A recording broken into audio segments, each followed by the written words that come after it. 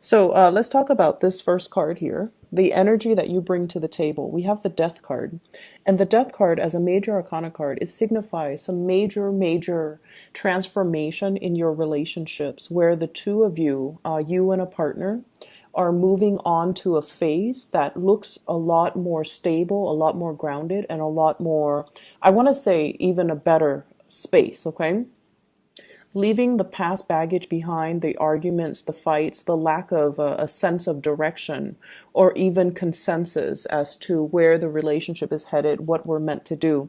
For some of you, you might very well be single for the month or even the week, and you have, kind of weaned away from unhealthy relationships, or you have weaned away from possibly relationship partners that might not have served you. So I feel like many of you are coming into this week with a renewed sense of purpose. And I keep seeing there's a lot of movement here with this card. And it signifies to me, no longer being naive about love and no longer feeling like, okay, as long as, we love each other, it's enough. I feel like many of you are taking into account the practical considerations of a love relationship. So with the Emperor, this might be the person that you're dealing with, okay? This is somebody, male or female, who is very settled in their career. They could be a leader. They could generate a lot of money. They have status and position, and a lot of people look up to them. So they are a leader in their field. A lot of the times, this is somebody who's very appearance conscious, reputation conscious, professionally. They're conscious about how they are seen by the world. They're conscious about the things that they do. And on the negative side, they can be very fixed and very stubborn in their ways.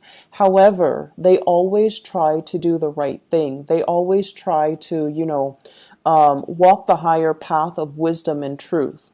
For many of you, this new change that is happening in your life could pertain to this person. And I feel as if it's signaling to me you taking charge of your relationship. So like I said earlier, that sense of naivety regarding, as long as we love each other, the career doesn't matter, the money doesn't matter, the practical considerations doesn't matter, we're going to rough it out. But coming into this week, there's a renewed sense of maturity when it comes to relationship, treating relationships, prioritizing relationship, treating it like something that you can be proud of, that you have to nurture, that it's delicate and fragile, and you have to treat it with kitty gloves, okay? So it's like prioritizing your relationship and taking charge and taking ownership. And I want to say like moving the relationship in the direction that you'd hope. And so what comes out next here is the Eight of Cups.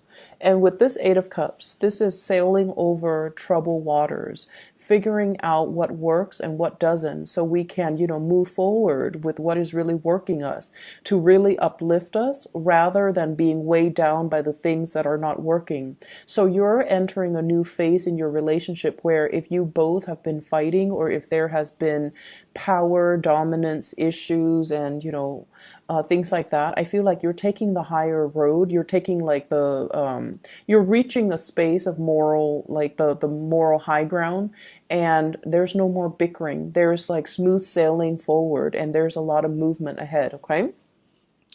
For some of you, we have here the Six of Cups. This is reconnecting with old friends and old lovers, and even a friend that can turn into a romantic partner. I feel like there will be messages. This is a blast from the past type of a card.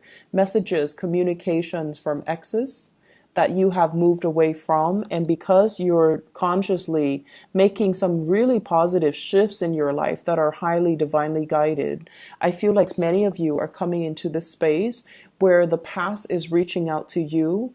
Whether you choose to re-engage, I feel like either way, it's making you quite happy. It's making you feel very appreciated. And I feel like there's going to be some type of a emotional gesture coming in from a person from your past, and they're going to express how pleased they are with you, or how they want to reconnect and how they want to reach out. Okay, so whether or not you choose to do that, that is up to you. For some of you, I feel almost like you're opening yourself up emotionally for this week. You're dealing with somebody that they seem really independent. They seem very stoic, self-possessed, and self-sufficient. But the stance that they're taking is they might tell you, I need some help. I need you to be there. I need you to be my pillar of strength. So I feel like for some of you in relationships, you might play more of that emotional nurturing energy, or you might be the problem solver for your relationship partner. For others of you, if things have been very, very difficult, your partner is stepping up and exhibiting the energy of the emperor, where they are problem shooting for you. They're problem solving for you, troubleshooting for you, and they're taking control of the relationship. And they're also going to, do a lot of things behind the scenes to advise you, to help you, to make the situation a lot smoother for you. So either way, I feel this solidification of a relationship commitment. For those of you who are single, I definitely see a very, very strong person in your midst that you might have feelings for, and it shows up here as the emperor. So I have Scorpio, Aries types of energy, and there's a lot of fire. So like the other cards are very muted, but this card, there's a lot of passion, fire, drive, ambition. You are interested in somebody, and naturally you're drawn to people like this, people who are honest, truthful, straight-laced, but underneath it, they have a lot of drive, a lot of personal ambition. They want to get things, moving for themselves. And there's a self-starter. So this is somebody who's very, very prominent in your midst. And I feel like there's going to be communication that will really bring to light what they're feeling about you, how they feel about you, and things like that, that will make you feel quite flattered and quite happy. So good for you, Capricorns. In other areas of your life, the first card that jumped out here, we have the Emperor showing up twice in two different decks. So this is your energy then. It is showing up here as taking care of practical responsibilities, having to, say no to certain people that are coming to you, and having to ask follow-up questions. So I feel as if some people might be coming to you with work responsibilities and they don't know how to do things. They're coming to you with something like, I don't know how to do this. Can you help me do that? And the danger of that is, you can teach somebody and that will teach them to be self-sufficient so they never have to come to you again. Or you can do it for them. And I feel like this is the card where people are coming to you to pick your brain, to ask you for advice, to ask you for to share your skills and your expertise. And I believe I mentioned about 2 weeks ago, if I'm not mistaken, hold things close to your chest. Don't reveal your plans. Don't get too chummy with coworkers, because I feel there is this prying energy. It's almost like they're not really there for your interest. They're trying to figure out what you're planning to do. They're trying to figure out, like, how would you solve this problem, to kind of steal your ideas. And I'm getting the same type of energy here, where it's really telling you, hold things very, very close to your chest. Assess a situation really carefully before you give yourself away. Okay, so whoever is coming at you, especially at work or even family members, and if they have a history of being very self-serving, or if they have hidden agendas, you really want to look at body language, look at their gestures, and try to assess if this is something that you need to help them with, or if this is something they can do on their own. So I feel like your energy is going to be very concentrated towards self-improvement, towards relationship sectors as well. And so you don't want to, allow that extra energy to dissipate to, I want to say, waste your energy or waste it on people who don't want to do things on them by themselves, and they expect you to kind of, solve all of their problems. So in the love relationship, you're taking a huge stance, you're stepping up and you're solidifying your relationships. In the work environment as well, I feel like you're going to need to exercise some type of loving detachment so that all these people coming at you don't wear out or don't, corrode your energy level. Okay, so I feel like it's going to be a busy week where you're being called upon as as a consultant. You're being called upon to help a lot of peoples with their issues, to help a lot of people as well, to give them, concrete ideas, concrete plans.